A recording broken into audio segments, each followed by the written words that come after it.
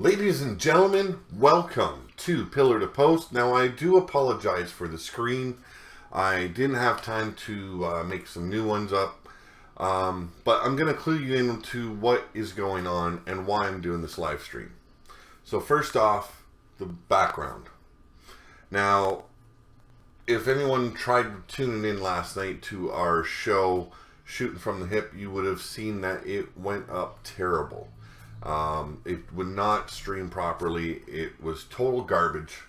So we tried 3 other times that night to do a recording, and frankly, it was all garbage. Now, the laptop I was using seemed to have crapped out for doing that kind of stuff. So thankfully, my loving wife, she knows I enjoy doing these podcasts. She knows that it keeps me sane, especially since I can't do anything out on the car right now, and I haven't been able to be outside too much to do any writing.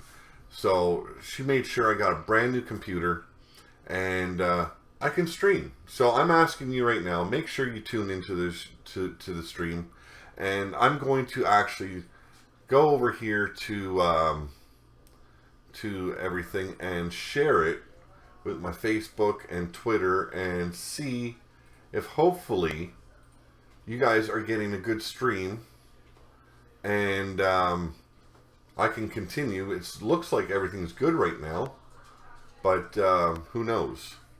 So if you have any questions, please, in the comments there, in the live chat, I'm going to quickly type something here and we'll move on.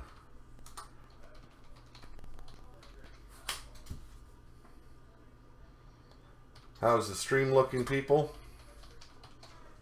There we go. Now, I've had some questions in my email as well as private messages on Facebook. People who viewed my show, Pillar to Post, they've heard me talk that I had surgery this week. Everyone's wondering what the hell went on. Now, I ended up with a skin condition or skin disease. I don't know what the hell it's called. It's called phimosis. Now, I hate talking about it because it is kind of a private issue, but basically it is either diabetic related and it can also be cancer related. So I ended up having, at almost the age of 40 years old, having to get a fucking circumcision, for Christ's sakes. Yes, a circumcision. Laugh if you will, because I did too. Now, I got lucky. There's no pain. But during the surgery to remove the bad skin, they also had to do a biopsy. So if you are wondering why I was kind of off this week, that is the reason. Now, it looks like my stream health is bad. I wish to hell I could get this figured out because it was working so well. It was working so well. But before it really starts fucking up, I'm going to continue with what I'm doing. So, I've got a new contest coming up, and I am on the road to 200 subscribers here on YouTube. That is what I'm going for. 200 subscribers, and we have, what we're going to do is a t-shirt draw until we get up to 500. So this is one of the designs that is up for grabs. It is a Circle of Steel Dragon, and this one is a large. Now, I have no other sizes in this. I have some other colors. There's red and there's there's red and blue. So, but this one is up. It's a large. So if you're large and you win it, you make sure you subscribe to the channel. And once we get up to 200 subscribers, we will be doing a draw that involves everyone who comments on the 200 subscriber video. Now, this is another one. This comes in from size small to 4X. This is the blue Circle of Steel logo. This is the original. And one last one to choose from is the original colored logo, the fire with the white lettering. So these are those. Now, that is for the draw when we get up to 200 subscribers. What is Pillar to Post all about? Well, we do a few things here. We cover wrestling, we cover my book, we cover almost anything I can actually think of to cover. But today we're going to do a little bit of news in the wrestling world. We've got NXT TakeOver Chicago coming up. We've got Backlash coming up all this weekend. And, of course, there's always some kind of news coming up on the wings of this. But today's podcast is brought to you by Audible. Get a free audiobook download and 30-day free trial at www.audibletrial.com/Pillar to Post. Now, they have over 180,000 titles to choose from for your iPhone, Android, Kindle, or MP3 player. Make sure you take advantage of the deal, and I hope you guys enjoy. They've got tons of audiobooks that involve wrestling. They've got fantasy fiction, science fiction, romance, you name it, they have it. I want to give a shout out to Mystery Man. Mystery Man, thank you for joining us. How you doing today? Now, I know it's kind of lagging. Please forgive me. It isn't my computer's fault this time because it was perfect health stream. This, I believe, is YouTube's fault. So, apologize for the freeze frames. I'm going to get involved with the news quickly here, and hopefully it'll straighten the hell out. Now, if you want to find more designs of Circle of Steel t-shirts and hoodies and the like, visit Teespring Store.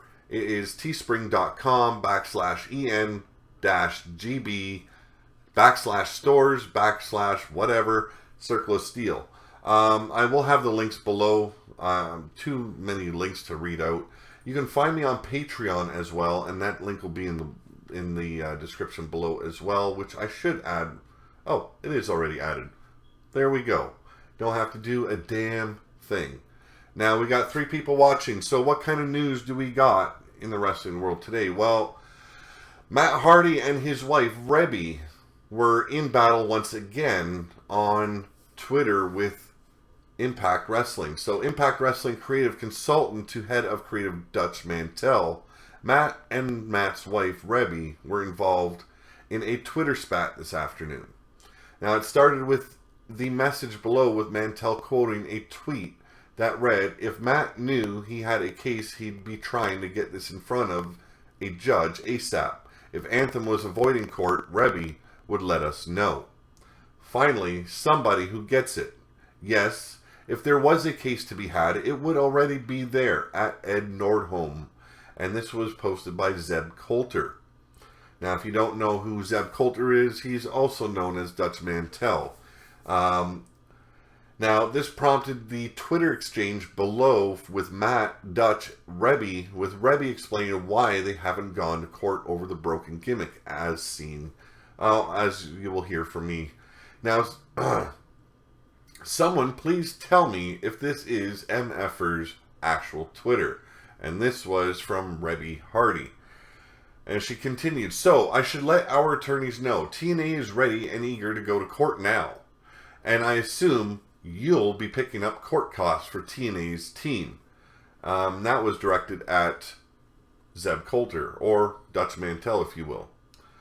She went on to say, "As cute as it is to watch Dirty Mantell play into the naivety of most fans, no, it is not smart, financially or otherwise, to take anything straight to court without trying to reach resolution by other means first. At Dirty D Mantell, maybe you should shut the fuck up before you completely ruin any chance of a deal being made by the lawyers your dumbass company pays very handsomely per hour for. Or we can get in front of a judge right the fuck now because fucking Dutch Mantell is legal counsel all of a sudden. Laugh my ass off." Ed Nordholm might want to check your boy Dirty Mantell out here making up making your uphill battle even steeper. I won't even charge you for that advice. And Zeb Coulter finally would respond by saying, "Oh, at Rebby Hardy, be nice, calm down, think of your baby. Love you guys at WWE." This quickly went into retaliation mode from Rebby Hardy, and she stated, "Of course, guys like you would try to level me down as only being able to focus on a baby as your only response, with heart emojis."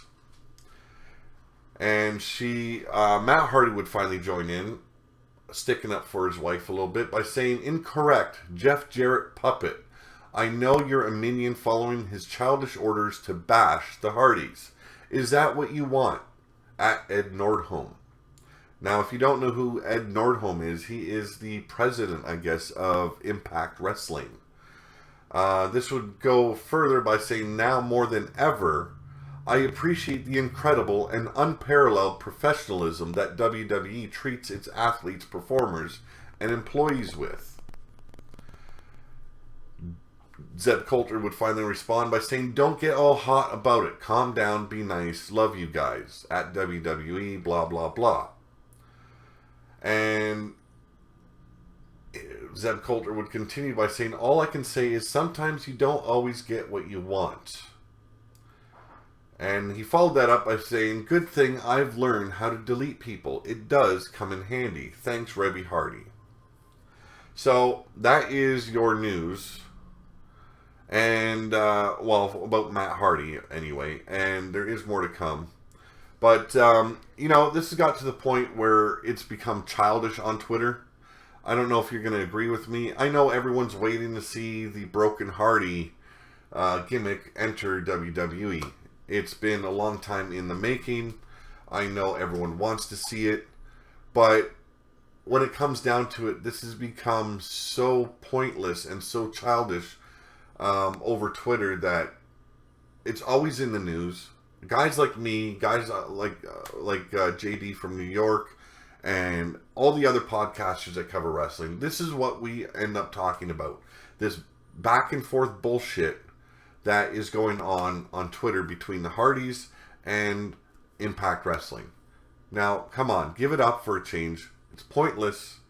Come up with a new gimmick. I'm pretty damn sure you're intellectual enough and smart enough to create a new gimmick that is very similar to what you had and not quite the same in order to get over with the fans. It's not that hard nowadays. Hell, Charlotte Flair went from being a heel to a babyface overnight, and she was getting cheered for that same day. Give me a fucking break. It can't be done. Now, if the video is freezing up, I do apologize. I really don't know what's going on. Everything I try here is not working. Every setting I test on OBS is not working. If you guys have any ideas, if you're a fellow podcaster, please inform me what I'm doing wrong, that this crap keeps on happening. So, other news. Jim Ross confirmed for another WWE project. And if you did not catch the UK Challenge today, it was Jim Ross with Nigel McGuinness calling the action in the UK Challenge, and it sounded great. These guys were on point, and they focused on the matches, which you're not used to seeing anymore. Commentators will clue you in as to what's going on. They'll call moves in the match, and then they'll veer off and start talking about other matches that are still to come during the night, or what's happened in the past, and it's garbage. What I like is when a commentator can stay on point in the match, focus on the match, call the match what it is, and make it more interesting by giving you the details. We know what's going on in the match by watching, but it's more entertaining when you hear the commentators actually stay on point. And that's what Jim Ross did today with the UK Challenge with Nigel McGuinness. It was on point. It was all about who was in the ring at the moment, and it sounded great. And he's going on to do more. So, What's the next project for the legend that is Jim Ross? Well, as noted, WWE Hall of Famer Jim Ross did the commentary for the UK Championship Tournament and will also be calling the UK Championship match between Tyler Bate and Pete Dunne at TakeOver Chicago this Saturday. JR confirmed to Busted Open Radio today that he will also be calling the WWE Women's Tournament this summer. Now, JR tweeted that he confirmed at Busted Open Radio he will be calling the WWE Women's Tournament this summer on WWE Network. And all I have to say about that is that's perfect. It is what should be there. You need a legend like Jim Ross calling the action in a tournament like this. This tournament is to bring in fresh faces for the women division, and you know the women they pick are going to be talented enough to probably every single one of them get contracted. Look at the Cruiserweight tournament. Look at the UK tournament. Every single one of those people got contracted except for a few.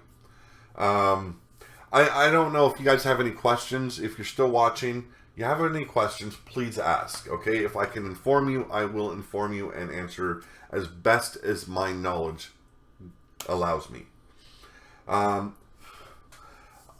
Before we get on with any other news, now my show with Red Rayner from the Heavyweight Mark channel, we do a weekly show together, and it is called Shooting from the Hip, every Thursday at 8 p.m. And we've got a little fantasy wrestling league going. Now, yesterday we went and did a brand draft on our live stream, which sucked balls. Gonna be honest with you, it sucked balls. Not just any balls, it was dirty, sweaty balls. We were on here for 40 minutes and only 9 minutes actually aired. That's how bad it was. So I do apologize for that.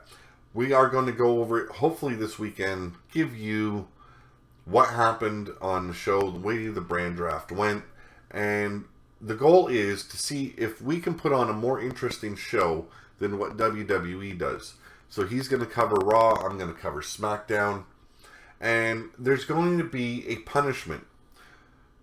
The most or the least interesting show will be the loser at the end of or on the third week, and we're gonna have the fans judge who put on a better show, and it's basically gonna be done like an E-Fed. You know, we did our brand draft, and then we are going to do imitation shows. Now, there's gonna be a punishment. The punishment is, first off, if you lose, if the viewers say you lose, that person has to ingest a shot of Carolina Reaper hot sauce. Not just a tablespoon or a dab on your tongue. It will be a whole shot. Like you're drinking a shot of alcohol. Just slam it back. And you have to go at least an hour into the show, the podcast, without using anything to basically quench the burn. And you have to talk. You have to stay on point. You have to do what you need to do, what you would normally do in a podcast. So that is the punishment. That's what's coming up ahead for Shooting from the Hip. Now, Chris Jericho revealed recently the plans for him to win the WWE Universal title at WrestleMania and who he would have lost it to. Now, WWE superstar Chris Jericho was recently interviewed by Busted Open Radio to talk about his recent run with the WWE. So, jumping right into Fozzy after his recent long run with WWE, he had this to say. It wasn't supposed to be that way. I was supposed to finish up after WrestleMania, that Monday afterward, and about, I don't know, December maybe, Vince called me in and had a big idea. He goes, I can probably say this now, the original idea, because things change all the time, was for me and Kevin Owens to work at WrestleMania, for me to win the title, and then lose it to Brock Lesnar in Sacramento at the next pay-per-view. Which was April 30th, by the way. And so, when you get presented with that idea, it's like, sure, of course, I'll stay for that. Then as things go, the Goldberg factor started, and Vince changed his mind. At that point, I was already locked in for another extra month. Now, doing another month with Kevin Owens, which was the way to do it anyways, but my plan was not to finish up on SmackDown on a Tuesday and go straight into rehearsals on a Wednesday. It was not supposed to be that way, but sometimes that's how it works. When you're an independent contractor, whatever you want to say, I don't have a 401k, I don't have a retirement plan, you take advantage of the moments as they're presented to you. And Chris Jericho in 2016, the stupid idiot Jericho, whatever you want to say, the list of Jericho became a big hit. So I want to make sure the story gets its proper finish, which it did. And then with Fozzy, I wanted to make sure Fozzy gets its proper bursting, came out of the gates right on the tour. So you have to take advantage of those things. So that's what I did. So, you know what? I do have to agree with him. You know, you can't just drop everything when you're offered that kind of money. It is the wrong way to go about things. Especially with wrestlers. There's injuries on, you know, potential injuries to look forward to. There's always something that is going to mess your career up. And for him to just say, nah, I'm not going to, especially when it's a heavyweight title match that was proposed to him. Now, yeah, he got screwed out of it because of new storylines, but it is what it is. He needed to finish off his story. Sure, he ended up having to go from SmackDown straight into touring with Fozzy. It is what it is, people. It's going to happen. I would have rather had seen him fight Kevin Owens for the for the Universal title than Goldberg and Brock Lesnar. But with the way WWE's product is now, you get garbage. That's all you get is garbage. And that's what they gave us. One more story to move on with. I don't know if anyone's hearing about this, but there's been a lot of talk about The Rock running for presidential candidate in the year 2020. Especially opposing Donald Trump. Now, Dwayne The Rock Johnson appeared on The Tonight Show starring Jimmy Fallon last night to promote his upcoming movie, Baywatch, which will be released May 25th. Now, during the interview, Fallon asked Johnson about his recent interview with GQ, where he discussed possibly running for president one day. Fallon noted that the story has taken off and is still blowing up. And yes, it is all over wrestling media. And The Rock responded, the story has blown up because it was so wonderfully written. The surge and the groundswell since then has really been amazing. Now, Johnson brought up the poll by Public Policy Polling that we mentioned earlier this week. In that poll, voters were asked who they would support between Johnson and President Donald Trump in 2020 if Johnson were to run as a Democrat. Now, Johnson beat Trump in the poll 42-37 and also won over 15% of the people who voted for Trump last fall. The Rock went on to say, I've really been blown away. It's so flattering, Johnson admitted. I think it's because a lot of people want to see a different leadership today. Not different, but a better leadership today. I think more poise and less noise. I also think over the years, I've become a guy a lot of people relate to. I get up early in the morning at a ridiculous hour and go to work. I spend time with the troops. I take care of my family. I love taking care of people. I think that kind of thing really resonates with people, especially today. Now, Johnson kept the door open for a run in 2020, saying that 3.5 years is a long way away. So we'll see. Now, there was some other news. Tommaso Ciampa, we all know him and his partner Johnny Gargano have a big tag team title match this weekend at Chicago TakeOver. We know that they will be facing the Authors of Pain for the tag team titles. The problem is that Tommaso Ciampa suffered a minor injury, an ankle injury. Now, the Triple H has said that there is no changes to the match card as of yet. He has been in talks with Tommaso Ciampa, and everything seems to be fine. It was a sprain, nothing more. So it looks like DIY will still be competing at TakeOver. Now, I'm looking at my stream here, and it does not look good. We have... I don't know how long ago that was, but it has glitched pretty bad once again. So I am going to end the stream